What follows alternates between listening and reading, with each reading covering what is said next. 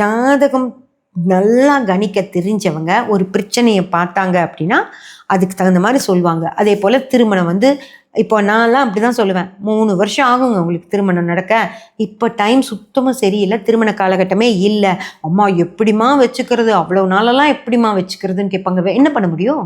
வரலையே, உங்கள் பொண்ணுக்கு திருமணம் அந்த காலகட்டத்தில் நடக்கிற மாதிரி இருந்தால் தானே நடக்கும். அந்த காலகட்டமே வராதப்போ நான் எப்படி நடக்கும்னு சொல்கிறதுங்க.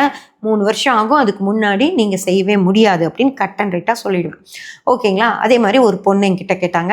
அவங்க கூப்பிட்டும் எனக்கு சொன்னாங்க, என் கணவர் வந்து ஃபாரினில் இருக்காருமா, அவர் எப்போம்மா இன்னி போக வேண்டாம்னு நான் சொல்லிகிட்ருக்கேன். இந்த டிசம்பரில் வந்தாருன்னா அதுக்கப்புறம் போக வேண்டாம்னு நான் சொல்லிகிட்ருக்கேம்மா, எப்படி இருக்குமா ஜாதகம்னு கேட்டாங்க. அப்போ நான் அவங்கக்கிட்ட சொன்னேன், டிசம்பரில் வரவும் மாட்டார், அதுக்கப்புறம் 2 வருஷம் இப்போ நல்லா இருக்குமா டைமு, அதுக்கப்புறம் ஒரு தசையே, அதாவது 2 வருஷத்தில் அந்த தசை முடிஞ்சு அடுத்த தசை ஆரம்பிக்குது. ஆனால் அந்த தசையிலையும் அவர் வரமாட்டார். அது வந்து பெரிய தசை, 10 வருஷ தசை.